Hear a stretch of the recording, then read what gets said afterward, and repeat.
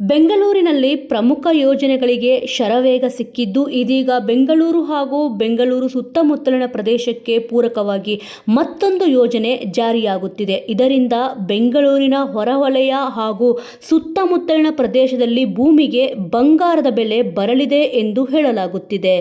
ಈಗಾಗಲೇ ಬೆಂಗಳೂರಿನಲ್ಲಿ ಕಾಮಗಾರಿಗಳ ಪರ್ವವೇ ಶುರುವಾಗಿದೆ. ಇದೀಗ ಹೊಸ ಮತ್ತೊಂದು ಕಾಮಗಾರಿಯಿಂದ ಬೆಂಗಳೂರಿನಲ್ಲಿ ರಿಯಲ್ ಎಸ್ಟೇಟ್ಗೆ ಬೂಸ್ಟ್ ಸಿಕ್ಕಂತೆ ಆಗಿದೆ.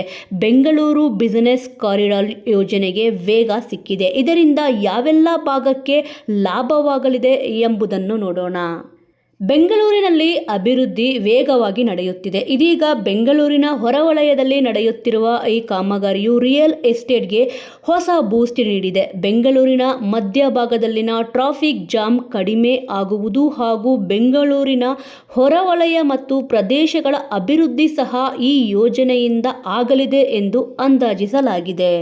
ಈ ಯೋಜನೆಯು ಒಟ್ಟು 73.5 ಕಿಲೋಮೀಟರ್ ಪ್ರದೇಶ ನಿಯಂತ್ರಿತ ಎಕ್ಸ್‌ಪ್ರೆಸ್ ವೇ ರಸ್ತೆಯಾಗಿದೆ.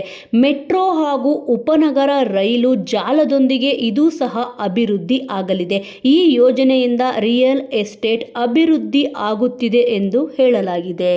ರಾಜ್ಯ ರಾಜಧಾನಿ ಬೆಂಗಳೂರಿನಲ್ಲಿ ಆಗುತ್ತಿರುವ ಸಂಚಾರ ದಟ್ಟಣೆಯನ್ನು ತಪ್ಪಿಸುವ ಹಾಗೂ ವ್ಯಾಪಾರದ ಕಾರಣಕ್ಕೆ ಈ ಯೋಜನೆಯನ್ನು ಅಭಿವೃದ್ಧಿಪಡಿಸಲಾಗುತ್ತಿದೆ. ಬೆಂಗಳೂರು ವ್ಯಾಪಾರ ಕಾರಿಡಾರ್ ಬೆಂಗಳೂರಿನ ಉತ್ತರದಿಂದ ಪೂರ್ವಕ್ಕೆ ಮತ್ತು ದಕ್ಷಿಣಕ್ಕೆ 73.5 ಕಿಲೋಮೀಟರ್ ಉದ್ದದ ಅಭಿವೃದ್ಧಿ ಯೋಜನೆಯಾಗಿದೆ.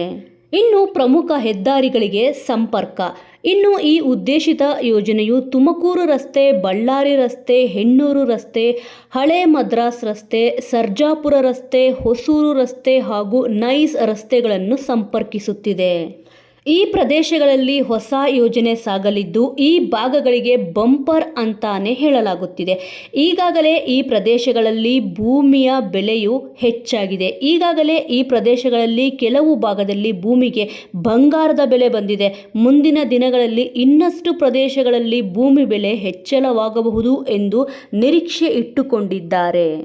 ಈ ಯೋಜನೆಯು ರಿಯಲ್ ಎಸ್ಟೇಟ್ಗೆ ಪೂರಕವಾಗಿದೆ ಎಂದು ಹೇಳಲಾಗುತ್ತಿದೆ. ಈಗಾಗಲೇ ಬೆಂಗಳೂರಿನ ವ್ಯಾಪಾರ ಕಾರಿಡಾರ್ (ಬಿಬಿಸಿ) ಯೋಜನೆಯಿಂದಾಗಿ ಸರ್ಜಾಪುರ, ದೇವನಹಳ್ಳಿ, ಹೊಸಕೋಟೆ, ಯಲಹಂಕ ಹಾಗೂ ವೈಟ್ ಫೀಲ್ಡ್ ಮತ್ತು ಅದರ ಸುತ್ತಮುತ್ತಲಿನ ಪ್ರದೇಶಗಳಲ್ಲಿ ಭೂಮಿಗೆ ಚಿನ್ನದ ಬೆಲೆ ಬಂದಿದೆ.